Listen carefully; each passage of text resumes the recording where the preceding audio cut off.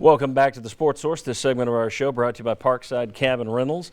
If you're looking to stay in the Smokies this spring or for spring break, when you go with Parkside Cabin Rentals, you're going to have your options: hot tubs, pool tables, fireplaces inside or out, grills, mountain views, cabins right on the water.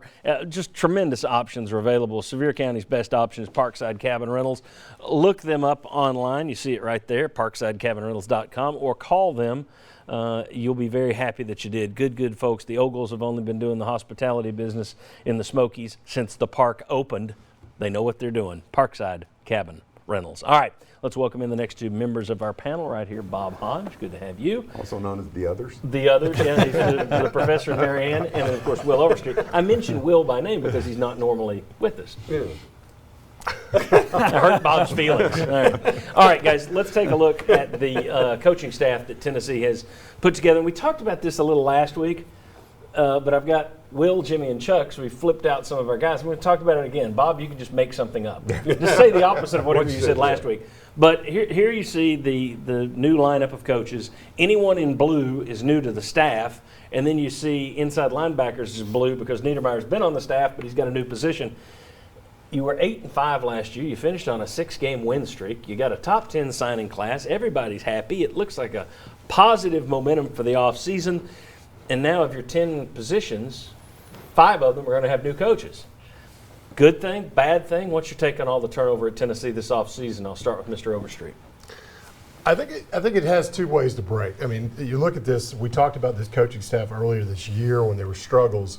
Is Pruitt being able to get these guys to follow behind him? I guess what you have to look at a little bit now is, are there troubles with building a staff that stays with you, that feels like they're being bought into and has it with you? That's always a concern when you see a lot of turnover. Is this guy able to get guys that stay with him for long term and follow in behind him, or are we seeing a sign of trouble? That can you really run a program on a consistent basis year after year? The other part about it is he says maybe I want the guys that are all recruiters and it's recruiter focused only, and if you're not going to be a part of that in the next segment. Yeah, but just personality types, what skill set I'm looking for, and I bring you in and you don't have the number one skill set I'm looking for, you're not going to last here very long.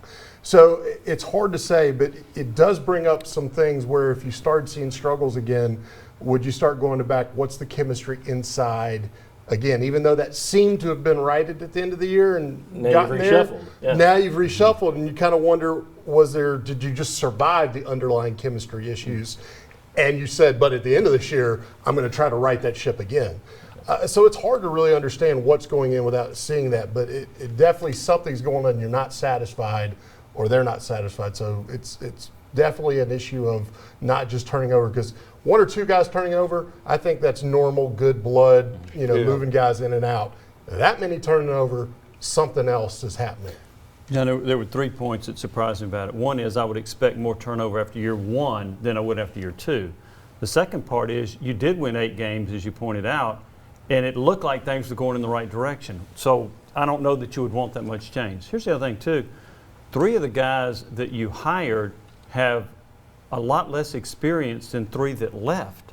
And that's a little bit of a surprise to me, too. Could this work out great and they go out and win 8 or 9, 10 games next year? It could, but I was a bit surprised by that change. Yeah, that many changes. Yeah. To me, it's a high number. I mean, do you have momentum from one season to the next? Some people say yes, no, but they talk about Tennessee's 6-game winning streak, second longest in the country. Well, don't you think this has to hurt some of that chemistry, some of the what you've got going on within the staff? So I think you've got a lot of things that you're going to have to be proven. But Jeremy Pruitt wants the tireless worker, the great recruiter, and he can coach some too. Bob, we talked last week a little bit about the fact that, this happened with Johnny Majors here at Tennessee. He turned people over, did well. Nick Saban turns people over left and right. One thing we didn't get to, though, that's the positive side of it. You know who else had a lot of turnover on their staff? Derek Dooley, Butch Jones.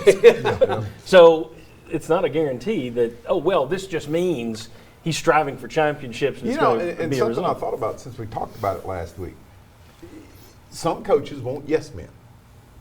Here's what we're going to do, and that's what you're going to do, and I don't want anybody coming back. We got our plan. Other coaches want guys that say, okay, here's what we're going to do. No, coach, why don't we try this? Why don't we try Challenge that? them, yeah. And here's what we don't know. We're not in the coach's room.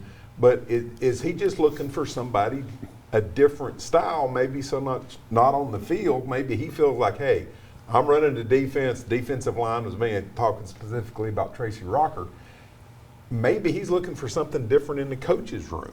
That, who's going to know about that except other people who've been in the coach's room too? Well, I'll tell you what, let's carry this over. Let's take a break and come back and carry this over. And because one thing I want to discuss also, you touched on it a little bit, and that is Tracy Rocker. That's a guy that everybody said they didn't want him anyway. They wanted to upgrade at recruiting. All right, but he did a pretty good job as a coach. Is Jeremy Pruitt focused too much on recruiting? Is that even possible? Jimmy's and Joe's X's and O's. I know the story. Come on back. We'll discuss it.